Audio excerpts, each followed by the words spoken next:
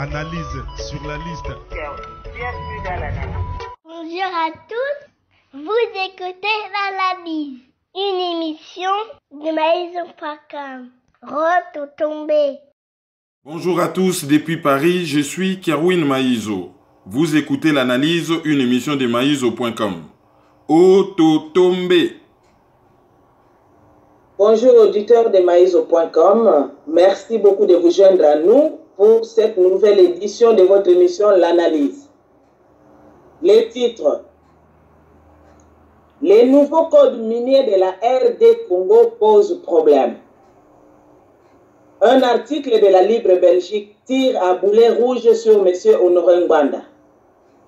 C'est notre page de divers qui va boucler cette édition. Bonjour Kerwin. Bonjour à tous, merci d'être là pour nous, merci pour votre fidélité. Kerwin, à sujet de biso liboso tozolobela code minier zanini et puis pourquoi il commis pour poser problème na RD Congo parce que toyebi que Congo aza na droit ko sala ba loi na ye ameka ko faire exécuter mais pourquoi communauté que kangami na point moko boye oyo ya code minier. Avant de répondre à la question, on a appelé ça quelques communiqués le 24 oyo, le 24 mars. Donc, bana ya Congo bakokutana na Chicago. Alors, tango bana Congo bakokutana na Chicago, ngai pe lokola na kozala na Chicago, donc toko solo la elongo na bana Congo ndenge ka boyebi, masolo ndenge zalaka, ezali masolo moko très intéressant, très important. Boya ebele to monana to solo la to échanger sur mboka nabiso. Ba oyo balingi bazwa ba précision sur ça les kozala wapi tokokutana wapi babenga Freddy Okedi numéro ya téléphone na ye na check yango na analyse du week-end ya le 3 mars ezali pe ne bandeli boko retrouver ngo bobenga ye to bobengi monsieur Mbambi oyo azali président ya communauté congolaise ya ville ya Chicago ye pe soki bobengi ye akopesa bino ba précision sur ndenge makambo ekoleka bon toyebi ke demande pesa makasi toki ndo sala tour na Montréal wana ese loko mosusu tokotala soki to sololi bien na bato Montréal hein ezaka likamba ko kamata avion tokozongela bino hein toyebi bana Montréal bo contacter biso tokozongela bino hein to silisa nanu ko solola na bana mboka na Chicago tango tokozala de passage wana et soki toye Paris tokoyela bino calmement na Montréal alors ba oyo ba yebi ke mboka eza na pasi mais malgré que mboka eza na pasi bato bazali ko entreprendre bato bazali ko tonga bato bazo zelate ki o pasi si la pona bango ba ya ko sala ba activité po mukolo likambango ko sila to yebite elo bata Laurent Désiré Kabila lobi la guerre sera longue et populaire alors ce mutazo zela une guerre longue et populaire et si la pona ye ameka ko bongisa oyo ya ye makambo e kozala quand même assez difficile yangwana tozana bandeko na Londres basala société de construction kombo nango Descartes Construction alors société wana ezali na Kinshasa basala ngo depuis 2014 donc ezana 4 ans et bazali équipe moko vraiment complète ngi koloba ba spécialiste ba architecte banani et bazo tonga bandako vraiment ya kitoko selon ba photo na moni awa alors bakoki pe koteka ba terrain alors so bongi boyeba balobi ba prix eza malamu so bongi boyeba bobeta www.descartesconstruction.com Descartes komamaka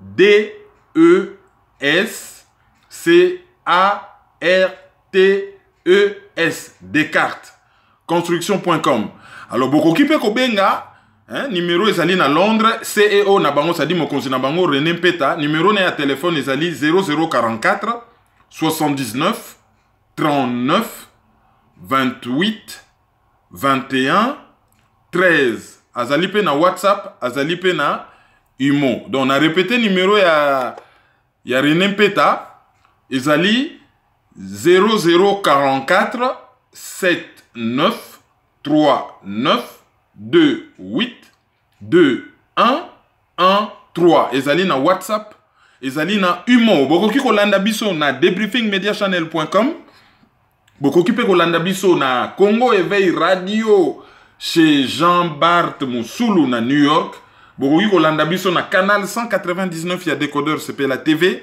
et bokoki kolanda biso pe na ba radio ebele na ba site internet ebele oyo barele ya kabiso. Alors question na yo ezali sur code minier.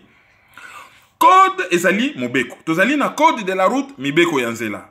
Tozali na code pénal mibeko oyo soko sali mabe o violer mobeko ya l'état bakopesa yo etumbu. Pénal punition. Code civil ezali mibeko oyo etali makambo nyonso ya ba citoyen. Babala na kandenge nini. Bapesa ka mwana kombo ndenge nini. Ba divorce ka ndenge nini. Soki mutakufi kokuna ndenge nini. Certificat de décès sala makandenge nini. Soki mutakufi bomengo na ye bakokabola yango ndenge nini. Wana ezali code civil. Code foncier ezali likambo ya mabele. Bakabola ka mabele ndenge nini. Soko lingo tonga ndako ekozala ndenge nini. E code minier ezali makambo nyonso etali mibeko oyo nyonso etali nkita ya mboka. E na Congo tozalaki na code minier moko ya madofolo etoboka. Code minier wana soki tolobi to résumé ngo na mukuse ezali nyonso po na bapaya zéro po na biso. Zali tozo zwelo kwa malonga te bazo exploiter sous-sol na biso na ndenge ya koloka. Mbongo oyo ezo bima wana ezali ba chiffre moko so ba pesi bino boko kamwa. Ça peut aller jusqu'à 7000 milliards de dollars. Biloko ezo bima na sa mabele ya Congo. Parce que Congo azozwa nini? Bango ba ye ba paya baza na technologie, c'est-à-dire baza na ba moyens techniques. Ba ye ko investir. Ba ye na ba machine ya talo. Ba bimisi biloko na se ya mabele. Ba teki. L'État asazui ndambu ya mbongo oyo par rapport na mabele. Po mabele ezali ya l'État. Mais tango bazo exploiter, il faut ba créer d'emploi et il faut ba futa ba mpako epa ya l'État. Mpako wana tobengaka yango redevance. Mpako yo bango bazalaki ko futa kala, ndenge deja ba kalikila ki prix ya ba matière première n'époque wana, mpako wana ezalaki muke. Or lelo oyo tozali na matière première mibale. Coltan et komi cher makasi po nouvelle technologie, c'est-à-dire makambo nyonso zo sala mikolo, ezala téléphone, ezala ordinateur, ezala télévision, ezala ba écran, nyonso tozo mona na ba voiture, ya ba avion, ba pièce misusu ya ba avion rare, ezo sala mana coltan, coltan ezali cher. Mais lelo oyo minéré oyo Congo, déjà coltan tozali na 80% ba réserve mondiale. C'est-à-dire que soki tolobi que coltan ezalaki eloko tokoki kotanga ngo loko eloko moko, soki na monde tozali na 100 coltan, 80 coltan eza na Congo. Tolo banandenge ya simple pour mutu nyonso comprendre. Mais sikoyo lokola makanisi ya mokili mubimelobi tolembi pétrole, baguerre totika nanu pétrole. C'est-à-dire oye botaka kérosène ya bavion, oye botaka mazout, oye botaka essence, oye botaka goudron, oye botaka fuel. Ya to bengaka non générique pétrole. Mais tokende sikoyo na ba voiture électrique. Sauf que voiture électrique problème ezali minéré nini oyo bakoki kosala nango batterie oyo ezali ke soko charger voiture e umeli moi mobimba. Lelo oyo voiture électrique oyo koki ko umela na batterie okoki ko tambola kaka 400 km. C'est-à-dire que soki olongwe par exemple na Paris ozo kende Bruxelles, yebaka que soko sali kaka ale mobimba, le temps ko tambola na Bruxelles 285-300 km à peu près. Le temps ko tambola na Bruxelles, il faut kuna okutana na place oyo prise ya recharge ezali otia voiture na mpona kotondisa batterie. Or lelo idée ezali ke mutu soka charger batterie azala na ye kalmata une semaine batterie wana ezo umela. Toza pe na problème wana na ba téléphone portable oyo ezali susu te kaka pona kobenga toko yamba bapel, mais et comment peut sale l'internet et comment nango ba terminaux ya ba ordinateur, ba téléphone portable na biso. Ba application kili ndenge nini batterie et koki ko umela. Solution bazo trouvango na cobalt et le plus grand producteur ya cobalt na monde ezali nani? Ezali République démocratique du Congo. Donc prix à cobalt et mati, rué vers le cobalt. Ma belé ya katanga ba toboli yango na niveau moko minéré moko toxique. Ezali même pas transformé na Congo. Ezo bimakaka mobesu ba ke ko lamba ngo ailleurs, ba tekeli bino biloko ba lambi ailleurs, ba tekeli bino très cher. Biso na katanga toza na nini? Toza kaka na mabulu, environnement zobeba, ba produits toxiques bazo boaka, toza na maladie. Même pas hôpital, même pas chemin de fer, même pas... C'est Katanga, il fallait que ça la paradis par rapport à biloko ezobima na sous la Katanga. Tout comme Kivu, Ituri, tout ça, et ça la paradis. Non, et ça li ba paradis te. Alors l'air Joseph Kabila, pardon, Hippolyte Kanambe, a moni ke ba komi ko chaye pression, yo longwa. Bon, bazo chaye pression à longwa. Alors il a décidé à lobby, azo changer code minier. Tango ba signer kango cobalt ezaka moins cher. Le cola cobalt est comme cher, redevance, ezo bakisama. Malamoko ba société minière. Donc, oyebi ndenge salaka soko lobby kaka, le pays est occupé ndenge ba taliban ba tombo kaka. L'air kaka lobby, code minier, tozo changer yango. Mais kanda ya ba société minière wana, eleki même ba kanda ya bato to benga ba taliban internet. Ba bimi ma seke ba beli boui et komi même likambo ya menace. Yo koko changer code minier te foueti kalandenge wana bango ba continuer ko piller Congo. Nazo épargner bino ba chiffre hein, na ko loba 2%, 6%. Qu'est-ce que ça change? Boye baka ke liboso bazaki ko futa muke, siko ba lobby ba futa mwa mingi. Tellement pression na ba menace le kaki. Alias Joseph Kabila a bengi bango lobby les 6 PDG. Il y a ba société minière wana nyoso bazali impliqué dans makamba code minier, ba ya na Kinshasa ba solola. Alors comme ça yé a ko signer ou pas. Mais lo ezali grave ezali ni. Ezali que code minier wana seleki na parlement. Parlement ça ndimi yango ndenge ezali. Normalement yé président, il faut président entre guillemets hein, illégal. Il faut juste à promulguer yango, à signer. Et ça n'a raison te oya komi ko fandele loko yo parlement basi bandimi. Ça n'a raison te a fandeli yango. Il fallait à publier yango déjà pour mbongo kota na caisse à l'état. Mais tout ça ba naïf te. Tango bazako piller mboka kala, même ceux qui 2%, ceux qui combien bazako verser zako kota pe na caisse à l'état te. L'air Kamine azo produire a koki ko kotisa plus d'1 milliard de dollars na compte ya l'état.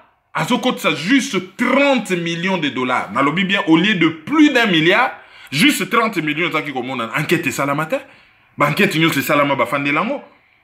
Sikoyo même ceux qui ba modifier code minier wana. Ba société ba komi ko futa redevance ya makasi. Mbongo pe ko kota na ona caisse ya l'état te. Mbongo ko kota na poche ya bakolo Congo, oyo ba botola Congo koma ya bango, c'est-à-dire ba Rwandais, ba Ougandais, ba Sud-Africains, ba Angolais na la bande mafieuse ya mutu oyo azali ko servir de président de la République na Congo. Donc on bénéficier na biso na rien. Le quoi bizarre, on voit quelqu'un censé être président de la République, avant à signer Mobeko Oyo, et outi na parlement na ye, a komi ko benga ba paya ke non, bango ba yana no ba solola, avant à signer Mobeko. C'est du jamais vu. C'est du jamais vu. Consultation sur les salaki ya kosala na bango. Et ça là écoute loko moko, avant kutu, code minier on les a adopté na parlement, il fallait ba parlementaire ba bi bon. Bango basa ba partenaire na biso. Tombe kako yoka bango. Problème na bango ezani na commission parlementaire mo bengi bango bo fana nanu awa. Bo moni kala bozali ko futa boye. Bino bo kotisi boye na caisse. Biso to koti en tout cas ezali inéquitable. Tozo changer makambo. Mais pour un état souverain, baza même pas obligé. Hein. Il faut pas la mukaka loko la trompe à lobby bon.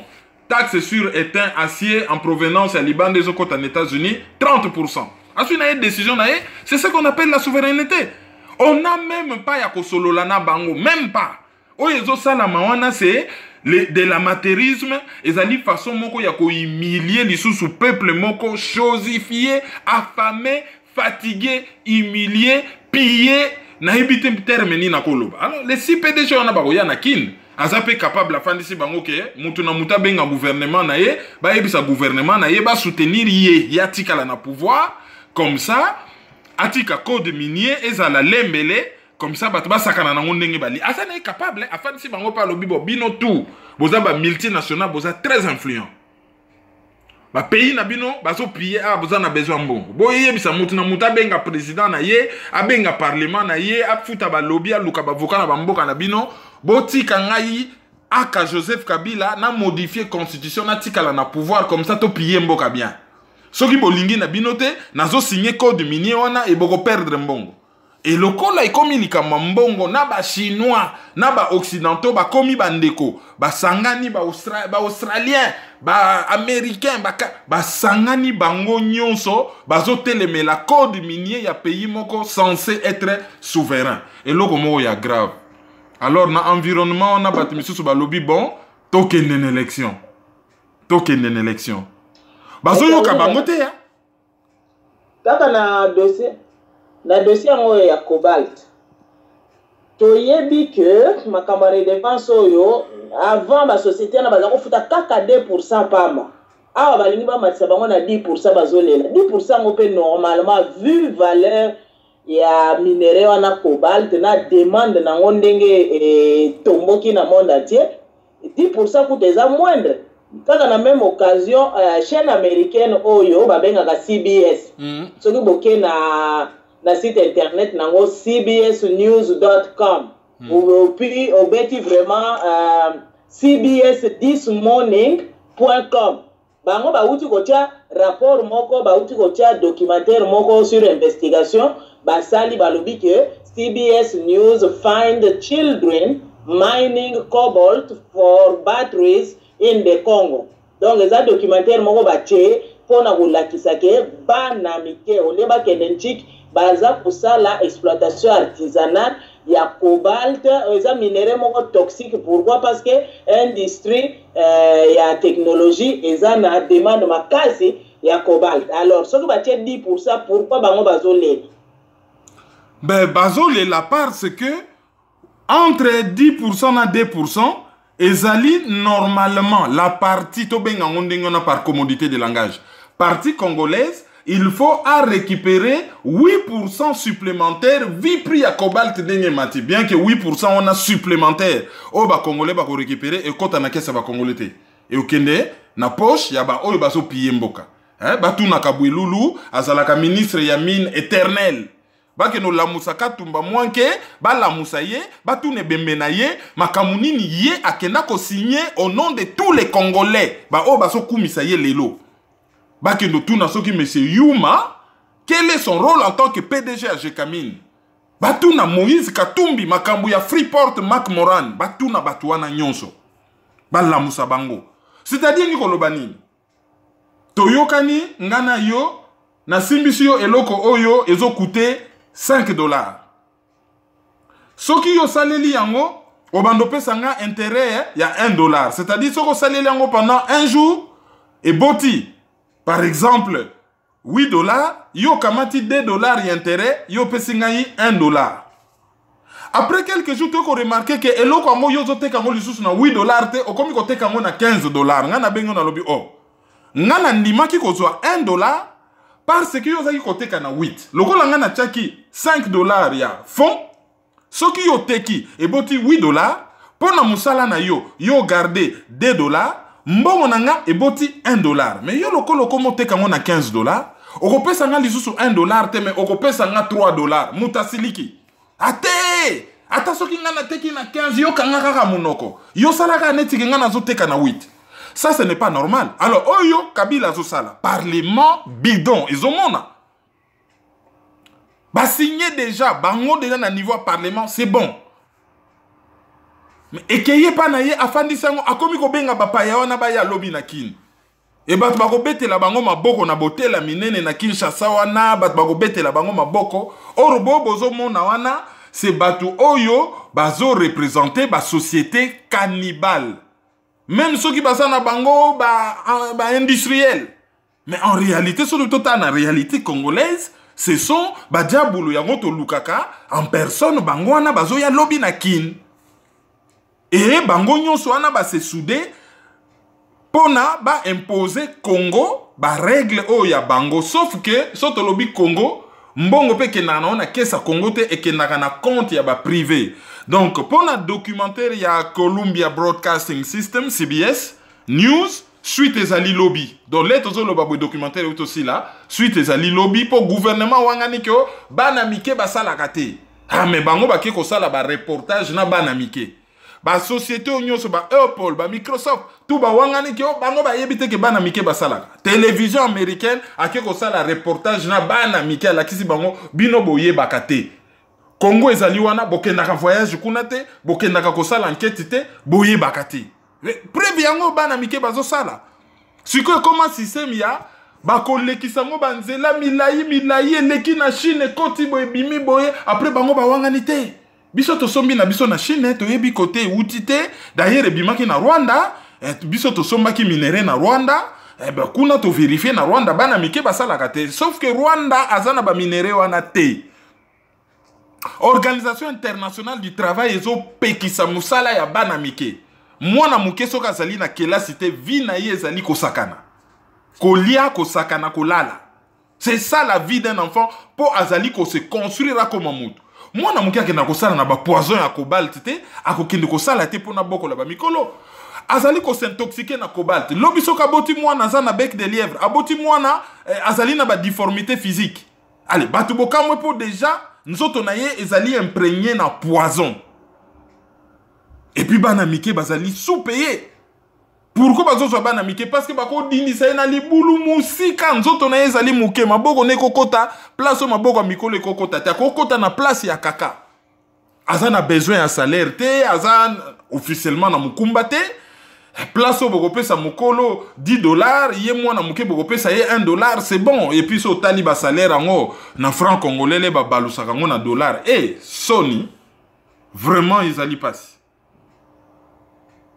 Donc bakende ndenge tolobi bakende na site cbs.thismorning.com bakomona titre wana ya bana ya Congo baza ko otimola cobalt et puis bazo sukola yango bakomona bato bayebaka koloba nde bakolanda ngo et puis bakope kosalisa ba oyo baza na pays anglophone te. C'est vraiment eloko moko boye et c'est ici parce que silence oyo ezalaka na ba média otobengi ba média mainstream sur makambo lekaka na Congo eza silence moko oyo ekamutaka bato mais soki mwa likambo muke ekomi ko filtrer ba oyo bayebi kote ba industrie wana ezalaka okei bo protester boke kotindela bango mikanda boke kolakisa bango comme ça ba se justifier soki pourquoi le poids du monde technologique il faut se reposer sur les épaules des enfants congolais. Voilà, c'est ça le gros problème. Bana ya Congo bazo futa prix moko terrible. Eleki sikoyo na deuxième sujet na biso eza article oyo ya la Libre Belgique est commis sur monsieur Honoré Ngwanda en rapport avec conférence de presse oyo sala ki ochebiso na contexte et puis on analyse. Ndenge tolobi na analyse elekaki Honoré Ngwanda président ya Apareco asala ki conférence de presse na presse club ya Bruxelles et suscita ki débat ebele.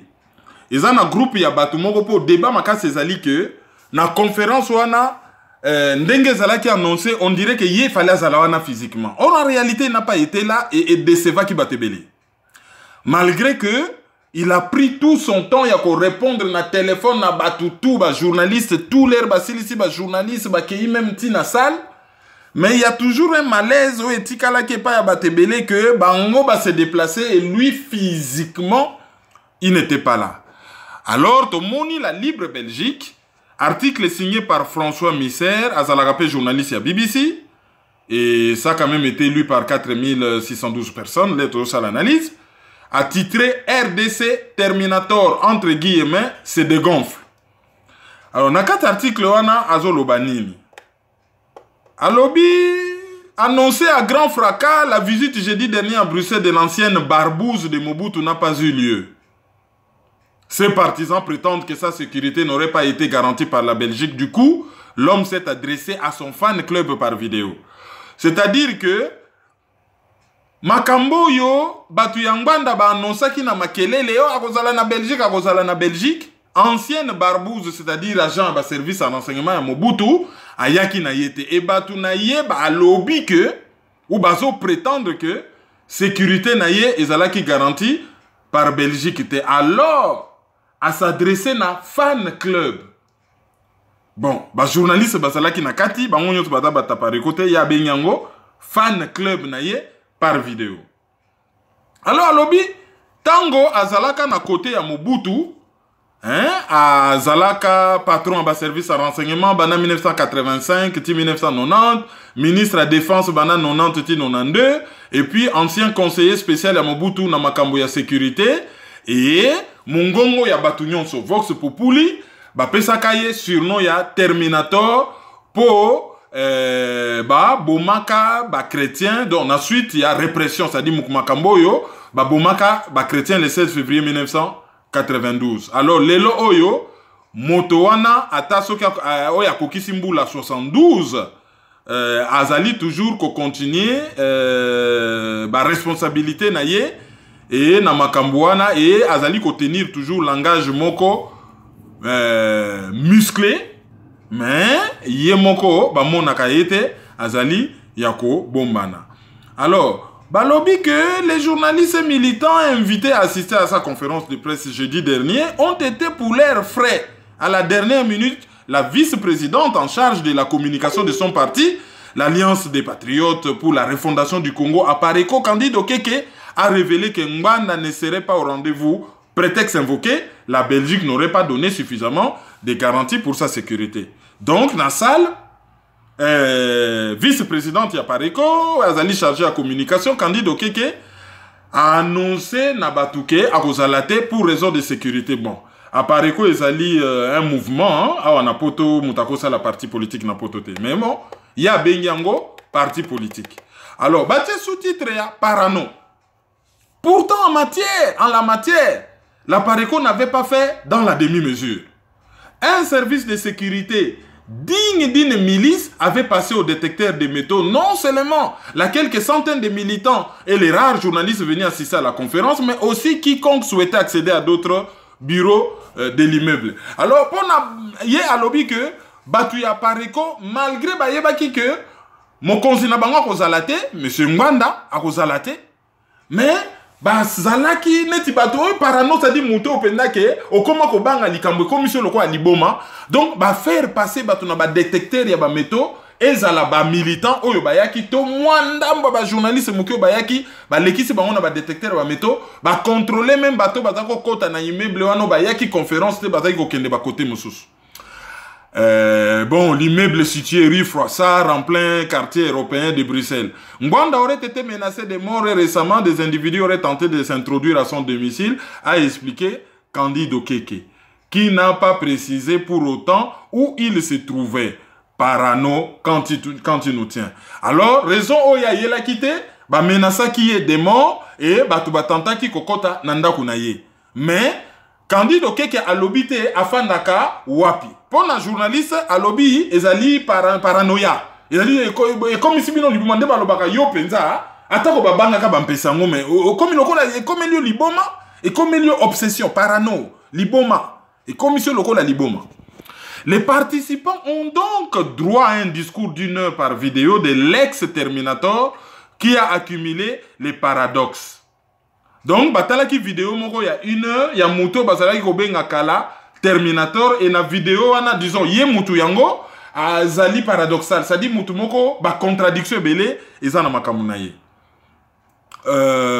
Membre na guerre d'un gouvernement impliqué dans les massacres des chrétiens de 1992, Ngbanda a condamné la répression sauvage et disproportionnée des manifestations organisées par les laïcs catholiques depuis le 31 décembre 2017.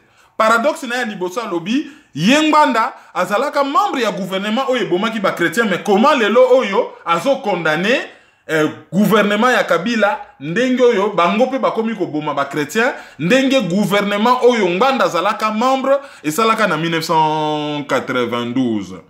Calfeutré quelque part en France ou au Maroc, aux dernières nouvelles, à l'abri de ses gardes du corps, l'ancienne Barbouze, sur son site, invite ses compatriotes à s'engager résolument dans le processus d'un véritable soulèvement populaire, sous la houlette de son Conseil national de la résistance CNRC. Babi a bombani a fandi bien à kiti calfetré. A bombani ne bien ceux qui na France, ceux qui na Maroc, ceux qui wapi entouré na bagarre du corps. Azali na kotinda batu basala soulèvement populaire oyo groupe naye mususu CNRC bazali ko préparer. Tozo ça la traduction moko to yebi que moi ba approximation ekoki kozala. Oh ba lukaka la petite bête, je sais que même la dernière phrase ndenge ezali traduite munoko beti libaku akosi heureusement qu'il natangi partie française. Alors ba tieli sous-titre mususu xénophobe. L'homme qui naguère défendait becs et ongles son maître Mobutu contre les puissances occidentales, pourfend les États-Unis et la Grande-Bretagne qui auraient prétendument pris officiellement position pour une transition avec Joseph Kabila. Balobi Muto yazalaki ko kote la Mobutu penda bimisi manzaka nyonso pona kote la Mobutu. L'air bamindele bazalaki ko attaquer, c'est-à-dire États-Unis na Grande-Bretagne, lelo oyo azali ko s'attaquer contre les puissances occidentales pour fond les États-Unis. Donc, oyo azalaki ko kote la Mobutu azalaki ko bunda contre bamindele, lelo oyo azali ko s'attaquer na États-Unis na Grande-Bretagne pour na selon ye pays wana, donc c'est prétendument, c'est-à-dire selon ye azo prétendre que pays wana bazui position na ndenge ya polele que na mboka na biso il faudrait transition et salama na Joseph Kabila. Ce dernier est ciblé selon des critères xénophobes et ethniques. Et Kabila bachaka ye toujours musapi selon ba critère moko ya koyina bapaya et ba critère moko ya ekolo na yo ya mboka na yo ethnie yo utawapi munoka mboka ekolo na yo. Alors l'actuel chef de l'État rebaptisé, c'est-à-dire bango babaki ekombo ya Hippolyte Kanambe, selon toujours Nganda azali mwana ya Laurent Désiré Kabila Teme azali rwandais. Tout comme président ya Sénat Léon Kengo Wadondo na Vital Kamerhe ya UNC.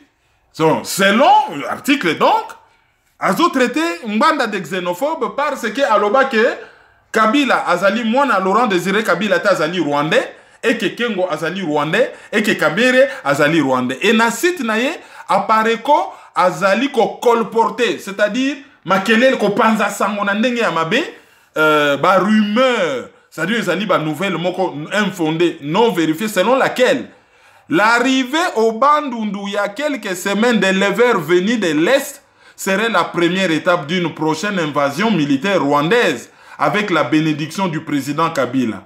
Et Nganda de faire état du bilan fantaisiste de 12 millions de victimes de guerre à l'est du Congo. Alors, pour naye alobi na site ya pareko, Nganda zo panza makelelo oyo ke, bangombe oyo baye na bandundu, bazali, Rwanda azali ko préparer, ko attaquer biso lisusu, mbala ya mibale avec complicité. Ya Joseph Kabila, et ayeko loba makambu ya bilan moko fantaisiste, bilan moko ya lokuta, ya 12 millions de victimes na baguerre o nyonso et salami na esi ya mboka. Alors wana na sali traduction. Donc eloko liboso to banda kote ya suka.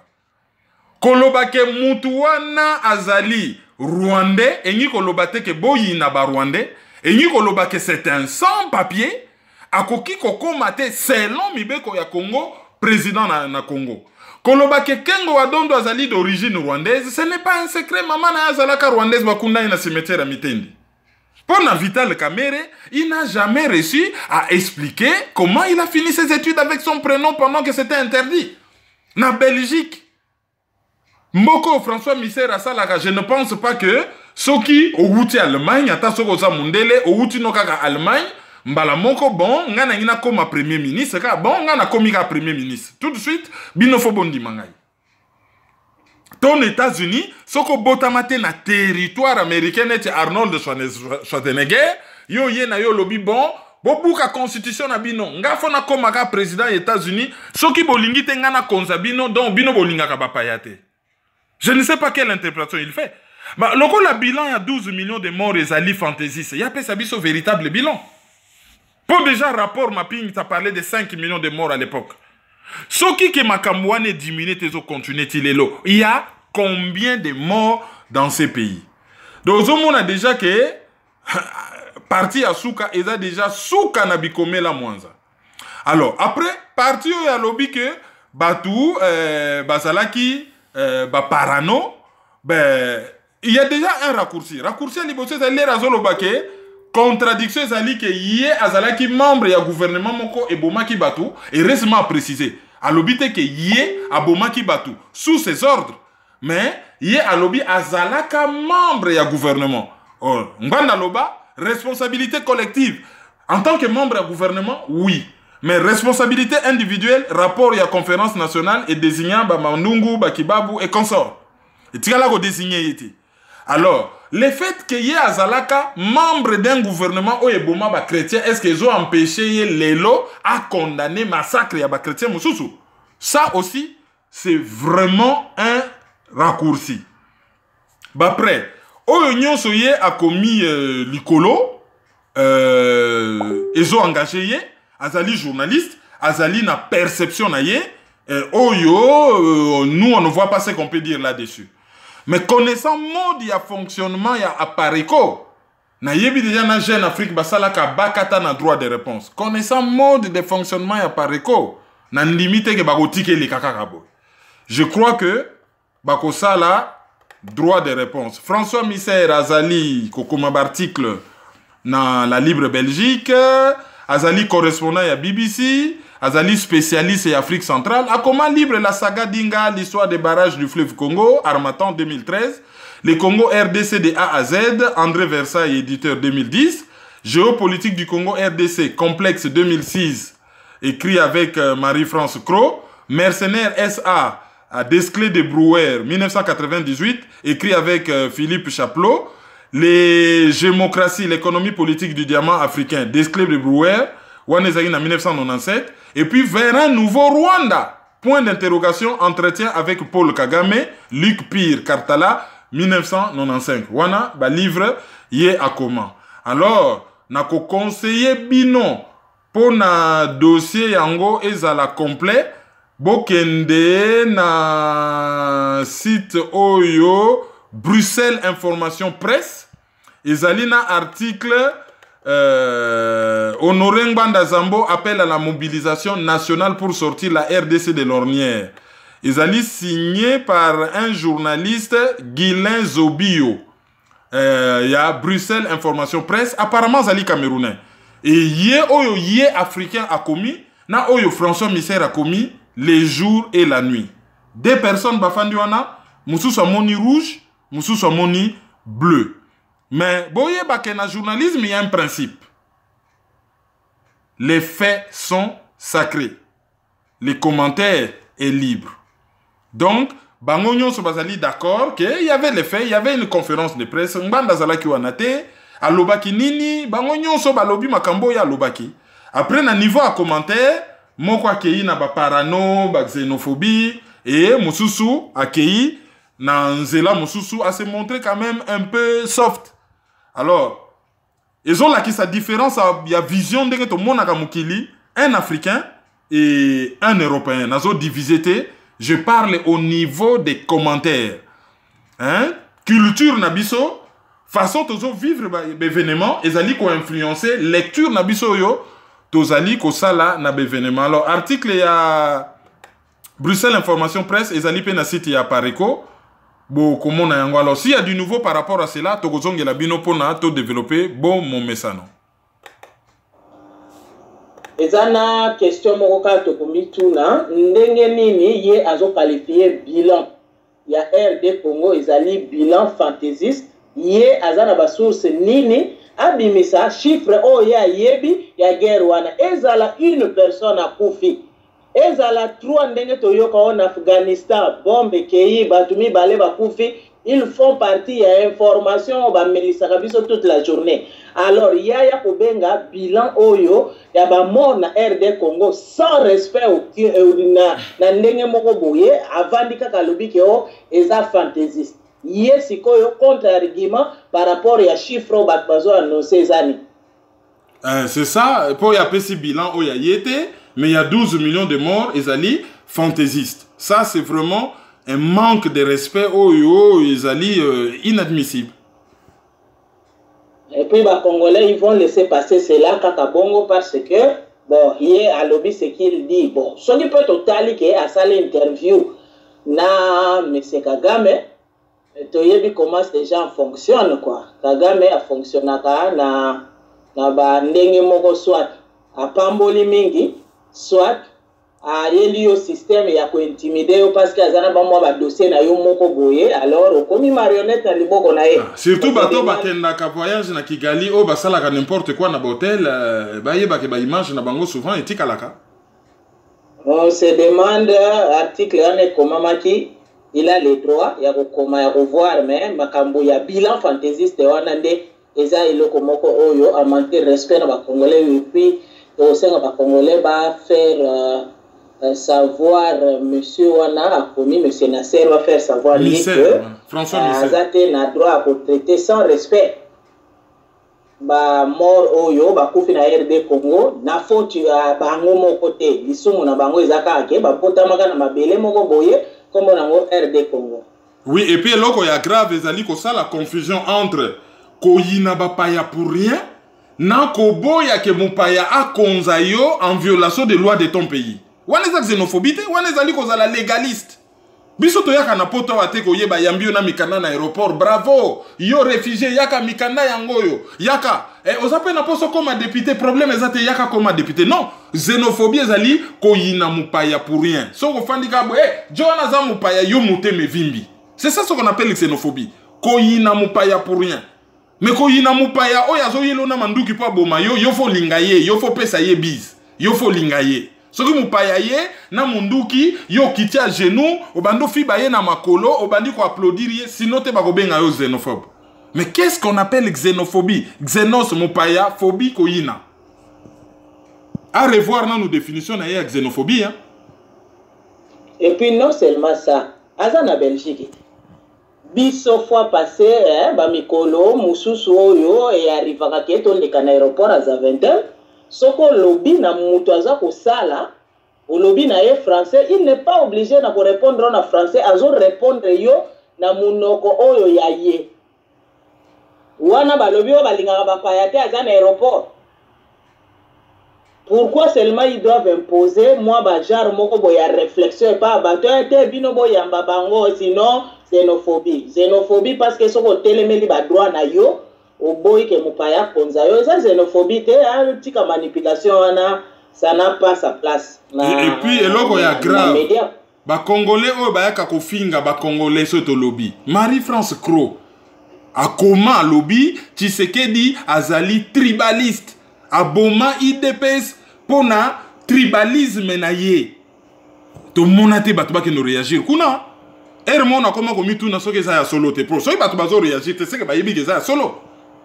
Côté wana silence baza ko raser ba mur. Silence et comme noir sur blanc. Et article en pesa en ligne.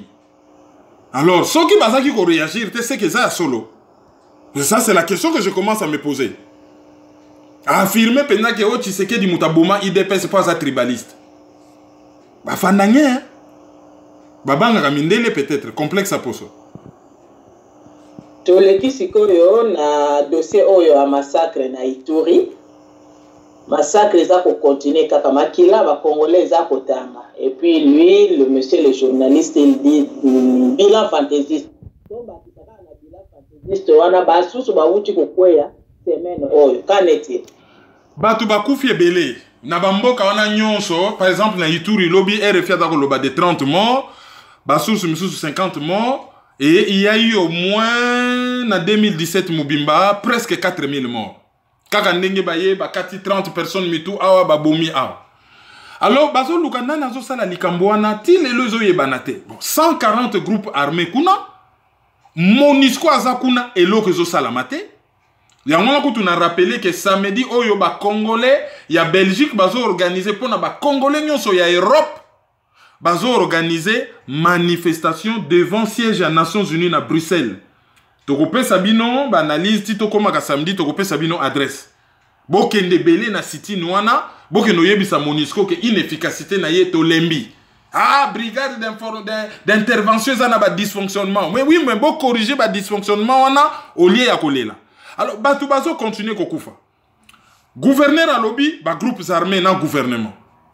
Mais conférence épiscopale régionale ya province ya Ituri ba kutanaki ezana monseigneur moko na bosani kombo na ye a lobby ezali manipulation politique, instrumentalisation politique, c'est-à-dire ba yi politique bazali na ko salela ba jeune lokola ba instrument pona makamu na bango ya politique ba boma na bango likamwa ba emana ba lendu wana il y a pas de conflit ethnique ezali problème moko politique ba politicien bazo manipuler bango sûrement ba politicien ya Kinshasa mais tango batuni ba politicien o wapi alobi ya yebite mais ezali problème ethnique te ezali manipulation ya ba politicien direct gouvernement a wangani. Mais lelo oyo Leila Zeroui oyo azali responsable à MONUSCO à travers porte-parole na ye ba confirmer que ezali na koleka na likambo moko ya bizarre na conflit ezali koleka wana et pona bango pe bazo mona penza te que bazo comprendre penza origine ya conflit te il faut esuka bazo senga autorité congolaise ba tirer au clair likambo nini ko tirer au clair c'est-à-dire que bazo mona ngo penza te que version na conflit ethnique bango pe MONUSCO zo ndi bango te yanga bazo senga ba autorité congolaise ba sala enquête ba tirer likambo no clair to retourna ka MONUSCO enquête ni no autorité congolaise basi basala oyo to mona résultat bimi bo bango basali enquête voilà résultat yango yo to mona raté zaka façon ya kokima ba responsabilité na bango allez après ba ka kobimela ka batuke oh non to senga ki basala enquête wana nyonso ezali distraction de mauvais goût bazo kima ba responsabilité na bango. Alors secteur wana ba massacre zo salama c'est toujours bo sala enquête deux poids deux mesures bango nyonso ba hypocrite. Dernièrement il y a à peu près 10 jours na Rwanda ba réfugié ba ngai ba réclamer ba droit na bango Kagame tutuli bango masasi 11 morts masasi penda bo 11 morts ba TV nyonso mukili ba fananye mukili mbe fananye activiste moko droit de l'homme à lobby ba bomi ba réfugié au commissariat des Nations Unies pour les réfugiés à Kangimbanga, Union africaine à Kangimbanga, ba organisation où il y a la défense des droits de l'homme à Kangimbanga, nyonso wana parce que c'est Kagame, il a le droit de tuer comme il veut. Bato na bazai ko réclamer ba droit na bango et bato na baza banani.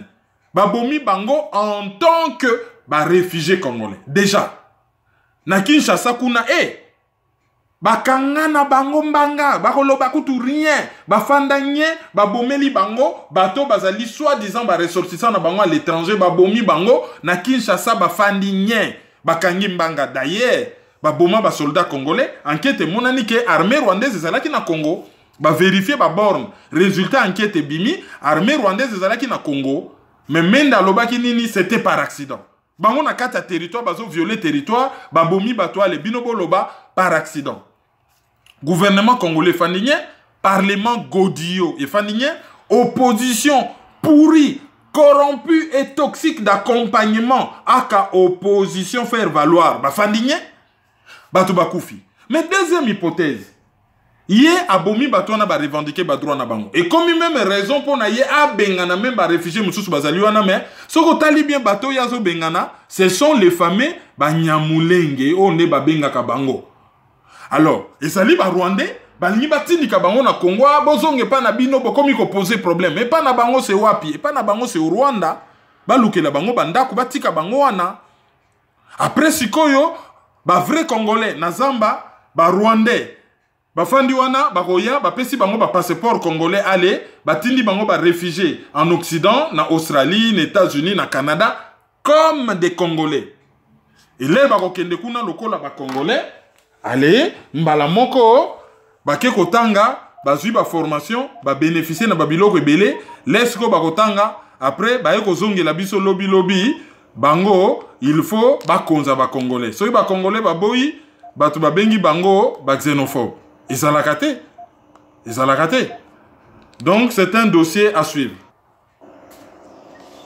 Voilà, na page na biso mususu ya divers tokosenga o analyser le biso dossier oyo ya manifestation à RCK na dossier oyo ya Universal. RCK mouvement oyo ils ont dirigé par Martin Sali et puis madame Nicole Diafou quoi je crois. Peut-être n'a écorché comme on a eu. Bah ça là qui manifestation moko oyo ils ont mérité bah félicitations. C'est-à-dire au lieu de se limiter ngomba et quoi na Mouselou machin Château Rouge bah décider bah qu'il ne manifester devant ambassade ya Rwanda. Oyo ezali dans un quartier oyo il y a haute classe à Paris. Et bah ça là qui manifestation bah pandero les ala qui belé na message moko clair et puis sono ya makasi. Et tchaki ba Rwandais mal à l'aise pour déjà na Tongo devant ambassade na bango ba fouta qui sont ba genre de sécurité, il y avait déjà à peu près 50 personnes au baya qui près que so ba congolais ba yeba bunda. Ça doit sentir que ko banga penté côté là qui bango bazala qui mal à l'aise. Police aye a Barenzela ba manifestation yé et salami kitoko na mona même banderole moko par exemple en anglais DR Congo tous ces Congolese people Rwandan go back home in Rwanda. DR Congo tous the Congolese people, Ugandans go back home in Uganda. Congolese people of peace, Rwandan Tutsi violent people. Voilà. Batela ki bango yango sono ezala ki makasi et randa ki même police un peu nerveux. Batbaza na autorisation bafandi na balabala bakomi kosenga bango balongwa na chaussée bakene na trottoir et pourtant bazala ki une autorisation et baraki nzela quand même. Et tchaki mal à l'aise et batunyo so bazalaki kotanga bazalaki ko comprendre source ya problème d'autant plus que sono ezalaki makasi na ba immeuble wana nyonso bat bazalaki koyoka. Voilà au moins une manifestation intelligente qui mérite d'être félicitée et ezali ba initiative oyo il faudrait qu'on reprendre en plusieurs fois d'autant plus que ba associé ki ba africain mususu. Ba africain mususu pe ba yaki wana et comment qui une démarche panafricaine. Hein?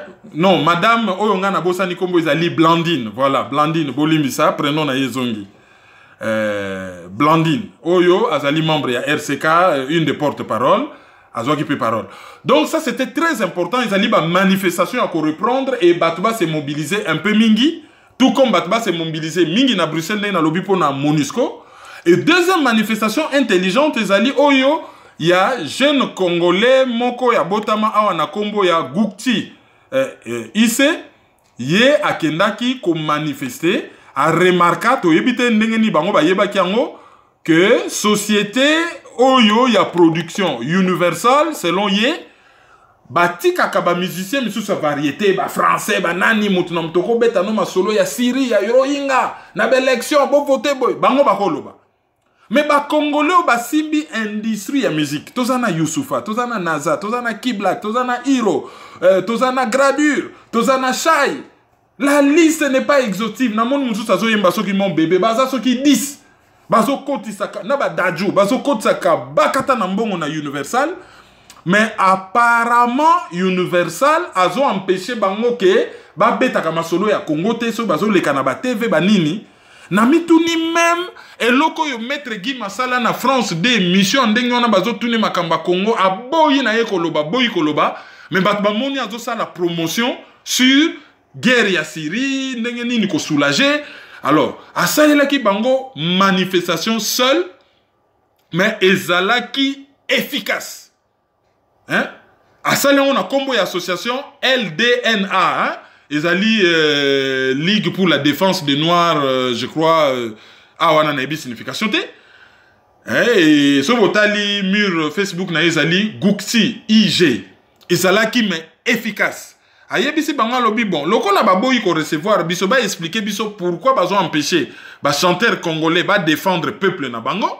Ben, on va employer d'autres méthodes et toko empêcher sikoyo ba musicien wana pe ba oyo ya ba na poto ba na ko beta ba concert ezala na poto ezala en Afrique et à promettre que ils en ont les moyens.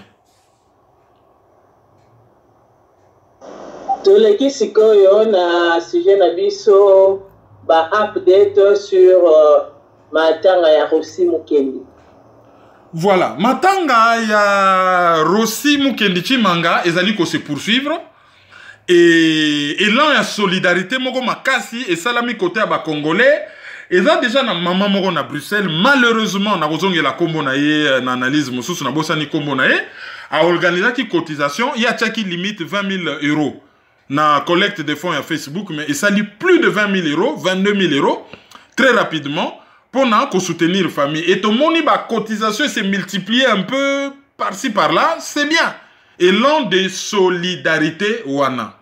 Donc, on sait que les Congolais qui s'occupent, ils allaient cotisation de salama, Batoubakou Kimi Balé, Botobosana Eric Bokolote, il fallait qu'organiser peu cotisation. Bah, on peut n'ambandaka misère, les amakasi, tout ça, tout méga soulager un peu famille, wana, moi, na koufi un peu na 6e, pour qu'il n'y ait pas deux poids, deux mesures. Bien que Toyebike, Rossi Mukendi, yé azo fédéré Batebele. Derrière yé azanab étudiant, parce qu'il y a des assistants. Derrière yé azanab sportif. Parce qu'il y a des sportifs mounene, connus sur l'échiquier africain. Derrière yé, azo fédéré, ba mouvement citoyen.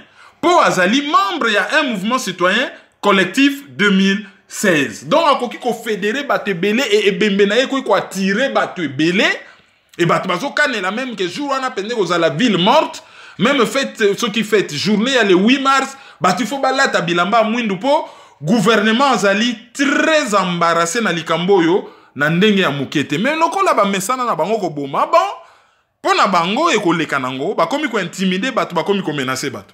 Alors bato ba comprendre ka makambu de travers ba communauté bino bondi makabo opposante siko mukenda kufi en tant qu'opposant, mais c'est faux. Roxy Azali opposante, Azali membre ya société civile. Société civile les alignes, société civile les alliés, l'ensemble des citoyens. Les citoyens, c'est qui Namboka? Les citoyens, c'est Mokolo pouvoir. Et ça, n'a pas ya citoyen. Ah, ça, c'est une opposition, te? Citoyen, ko kamata pouvoir. L'herbino bolobi, Mboka na biso tozali 80 millions. Est-ce que biso sur 80 millions toko diriger Mboka? Et ko ça la désordre. Donc, ba citoyen, ba sangani, bato, ba sepeli, ba lobia, biso toko ça la politique. Biso to moni que tozali capable to konzaba misusu. Bato babi, bon, Mboka ça ya biso nyoso toko pona bino par élection. Bato oyo ba citoyen ba poni na élection bazali na pouvoir. Bato oyo balobaki ke bango bangi ba konza bato mais peuple apona ki bango te bango ba kei na opposition pona ba surveiller ba oyo bazali na pouvoir ba sala mbeba te.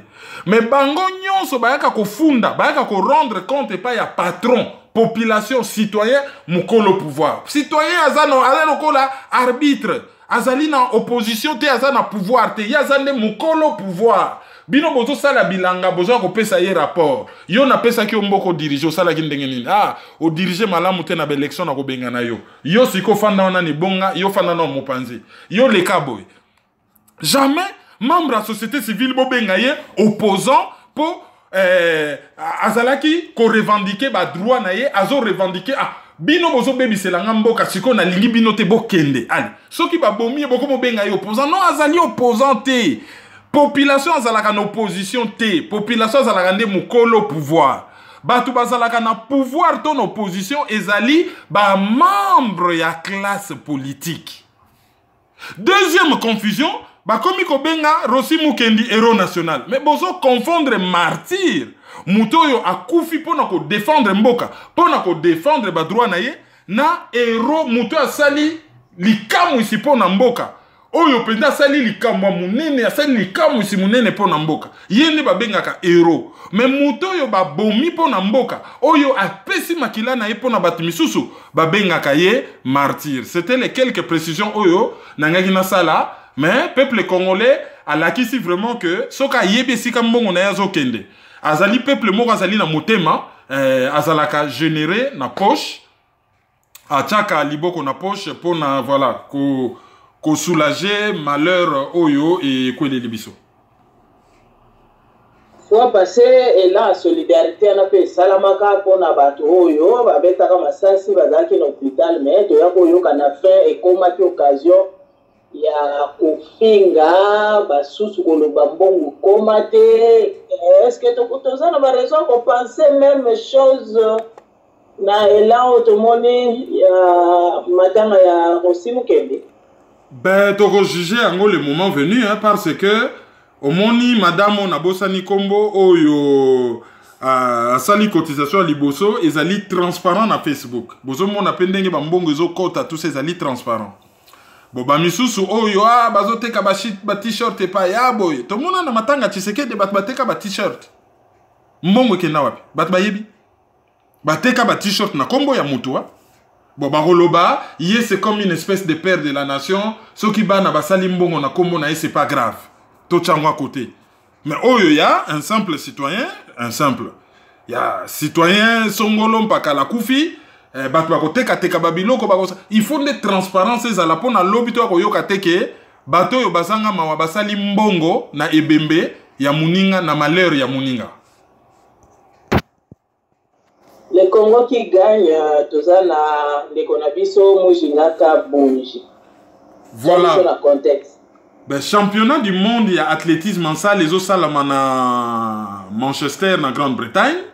Et ils ont qui course phare, il y a 60 mètres salle.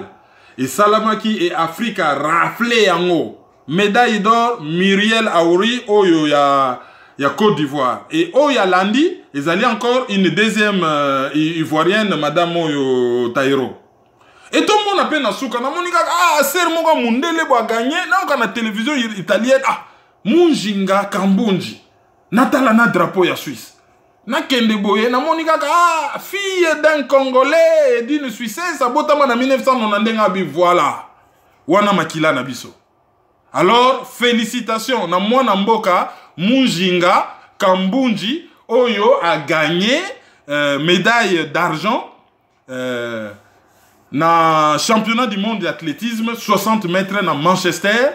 Azali, mwana ya Congolais, aboti na Suisse. Yé a gagné. Donc, Munjinga Kambunji pour le Congo qui gagne. Toza Simanayo et on applaudit. Alors, Batimisusu Bakoya, bino bolinga kabapaya te. Non, to linga kabapaya. Nde to lobi mupaya konzabisoti. Ba oyo nyonso baboti bana awa na bapaya, bana wana bazaya biso. Nous les aimons, ce sont nos enfants. Et Congo eza mboka na bango. Mais soki bakomi kuna, pona ko éviter mboko ezanga l'état, moi faiblesse eza na mboka, influence ya mboka wana mususu ya mama to tata na ye. Bakoki ko sala misala nyonso mais dans un premier temps, ba poste Cléneti, président de la République, mokonzi ya service ya renseignement.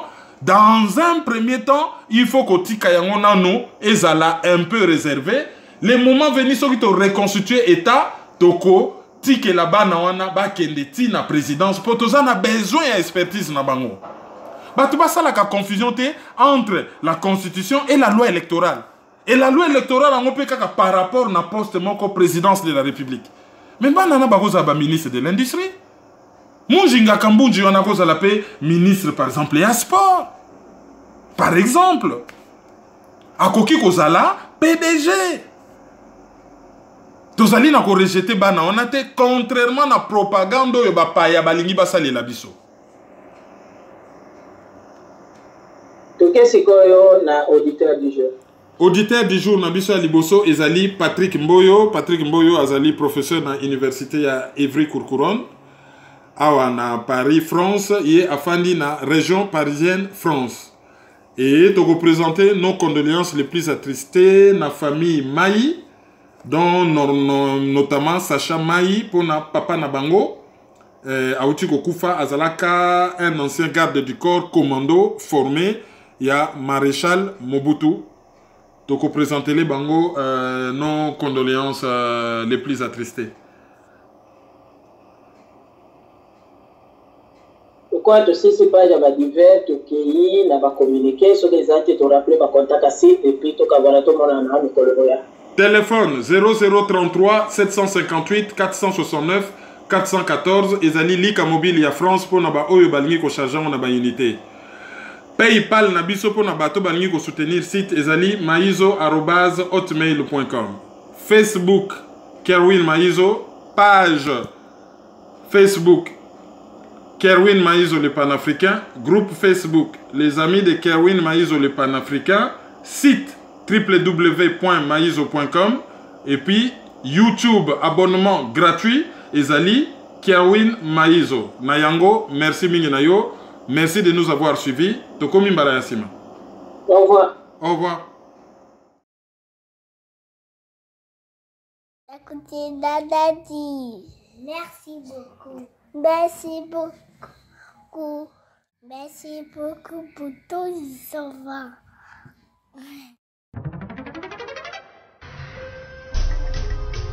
Yo, petit à petit, Kerwin implique Banakin. Fouta ici, fouta par là, fouta autant. Dans les milliers qu'on foutait là. Peuple congolais. Yo, qui n'a le toza ba colocataire. Oyo ezali colocataire. Qui n'a le toza ba colocataire. Oyo ezali colocataire. Qui n'a le loto koma colocataire. Oyo ezali colocataire. Qui n'a le toza ba colocataire. Oyo ezali colocataire. Donc c'est soutenir. Il faut lutter pour une nouvelle société. Mais pour la lutter, il faut que ça ait arme, il y a vérité, il y a justice. Tontika le puta, tontika l'hypocrisie. Mbokezo qui est na parti, mbokezo qui est na sans position, la génération n'a pas besoin de couper, donc qui est sans position, sans solution. Mais nous vivons dans les pays un temps de confusion, d'obscurité, de désespoir. Mais nous savons qu'au plus profond de la nuit, l'aurore pointe déjà à l'horizon. Analyse sur la liste.